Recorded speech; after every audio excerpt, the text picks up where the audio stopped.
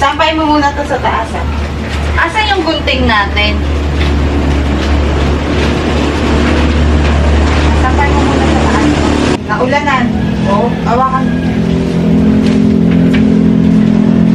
Hi everyone! Welcome to another vlog. And ngayon, kakatapos lang ng ulan, aalisin ko tong ating UV plastic kasi hahabol tayo sa Christmas. Maglalagay ako dito ng solar na Christmas light. Pakita ko sa inyo. Ipatong ko lang kayo dito sa area na to. Dito na lang, nakakatakot.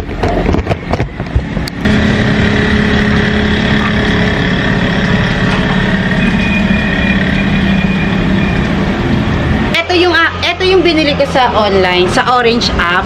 At nag-try lang ako. Ngayon ko lang siya ipapakita kasi isa lang yung binili ko para lang dito sa ating pinagkakatayuan na garden. Kaya lang naisip ko, tanggalin na lang yung UV plastic and then palitan nito. Outdoor na solar na Christmas light to. Hindi ko alam kung tatagal ba to kasi 200 pesos ko lang nabili yung isa nito. 5 meters, 100 lights. 100 pieces daw ito. Hindi ko na siya bibilangin. Kung mapapansin nyo dito guys, ayan o, sira na. Kasi nung pinatanggal ko dito, magkadikit yata, ginupit din ng brother-in-law ko. Pero carry lang kasi sira na rin talaga yan. And gusto kong maulanan yung mga succulents natin. Ang pangit na rin tingnan, ang dumi. Pero guys, legit yung green na net na yan. Hindi yan yung net na katulad nung nasa garahe ko na black yung sako. Para siyang sako.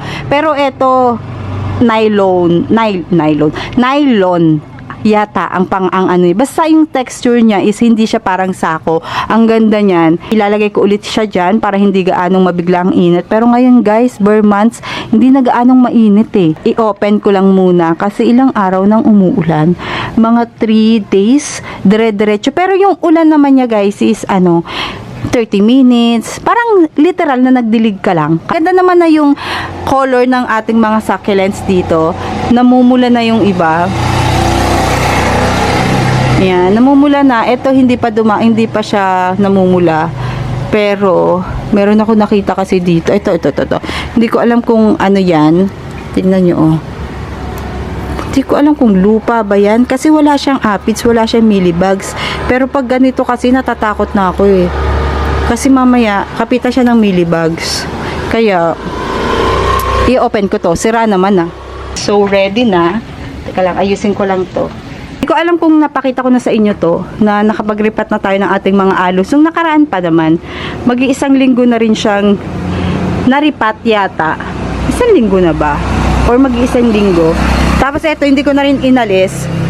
Inanuhan ko na lang siya, tinanggalan ko ng damo-damo. Tapos yung mga nandito is inilagay ko lang dito para maulanan.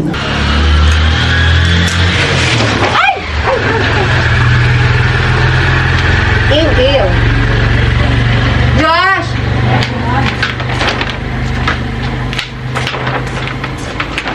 Teka lang, wag mo hilahin.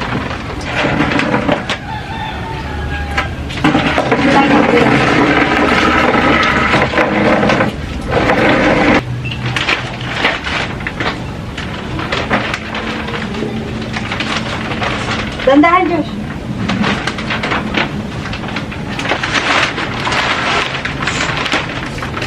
Hilahin mo, Josh, yan, oh. Hilahin mo na lang.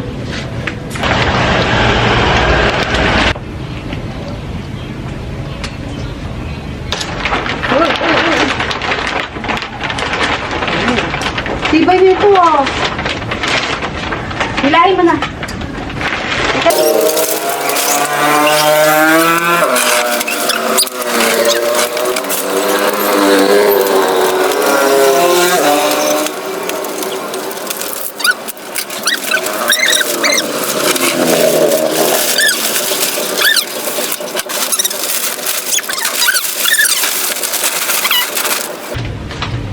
Huwag na natin alisin yung green na net. Baka mabigla naman yung mga succulents natin from UV plastic with net. Kasi papagawa ko rin yung bubungan namin. Tignan nyo naman. Ay, nasa na? Ayun. Siguro next year ko na yun ipapagawa, yung sa bubungan na yun. Kasi inuna ko yung sa loob kisame. Wala naman tulo. And matagal na rin to. Kakatakot kasi. Ayun oh, may mga ano. Ano ba mga nakalagay dyan? PLDT. Internet pala. So, ayun. Itatali ko lang ito muna.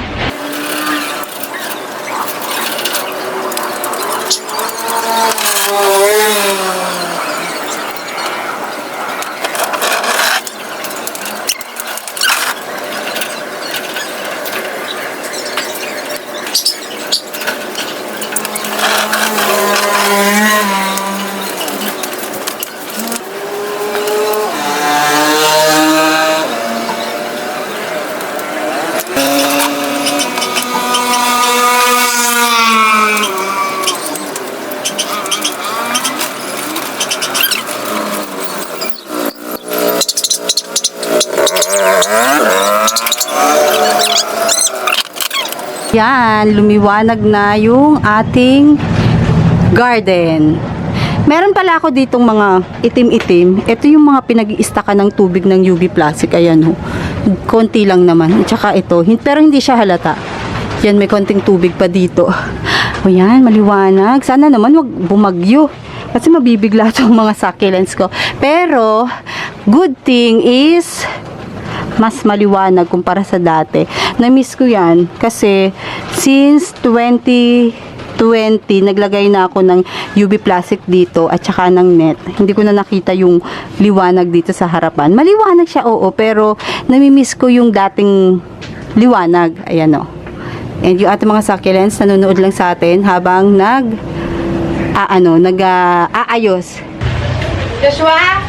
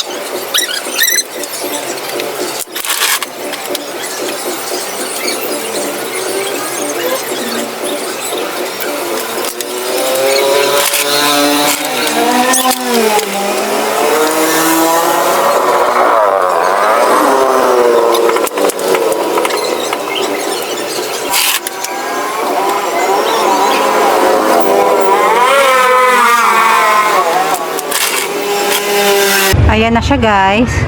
Grabe, saktong-sakto yung aking pagkakakabit. Akala ko magkukulang. Buti na lang na pagkasya namin. Ayoko na kasing umorder dahil ano lang naman to.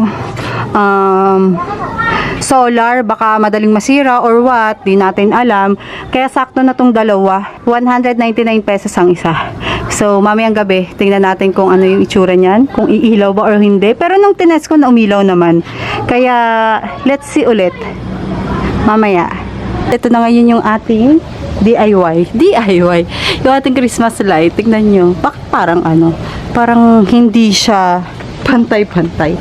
Hayaan na nga natin. Ano, may mga mode to eh. Teka, tignan natin. And pwede tong outdoor talaga to. Pwede tong tignan nyo.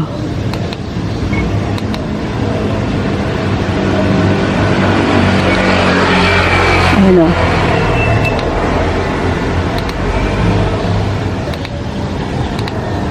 Ito maganda. Kaya lang naka-ano lang siya. Ayan. Tingnan nyo. Pareha sila. Ganda no. May Christmas light na tayo. Hindi ko mapatay ito kasi solar to guys. So, grabe ang laking namin dito. Ang laking tipid namin kasi solar to. ano siya, kahit maaga na, siguro mga 6, may liwanag pa din yan. Ayun pa, sa isa, sa labas. Meron pa ditong isa, kaya lang nalaglag. Natapon ko na nung naglinis ako yung pinaka, ano niya, battery. Diba? Ay, ganun, iba din dito sa mode. Asan ba yung ano nito, isa? Nandito sa ilalim. Ano pa mode nito?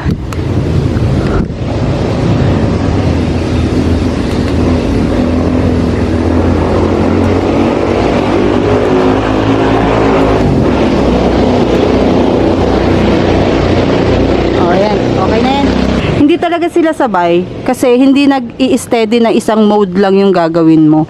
4 to 5 modes yata to, pero pag nililipat-lipat ko yung mode, inaano pa rin nila lahat eh. Lahat ng mode is nagagamit nila. So at least may Christmas light na tayo ngayong December. Merry Christmas everyone. Ibalik na natin tong ating mga succulents dito na ibinaba kasi tinuntungan ko to nung nagkakabit ako doon.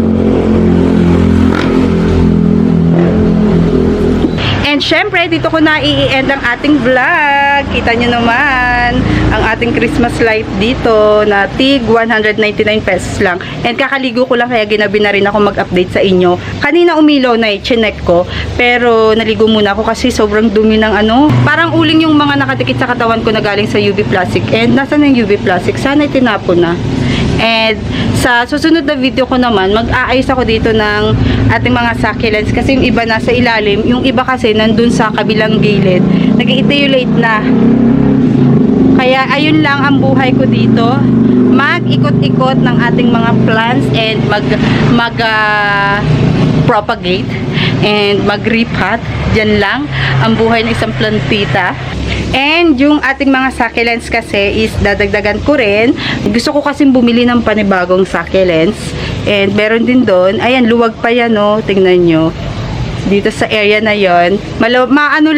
Madilim lang kasi sira na yung aking charan. Itong bilog na to. Solar din yan. Umabot sa akin ng I think pa 5 years na ang aking solar na to, and ngayon lang siya nasira o hindi na siya umilaw. I think may something sa battery or dun sa remote niya dahil parang nagkakalawang. Hindi ko lang sure kung yun talaga yung problema, pero hayaan na natin.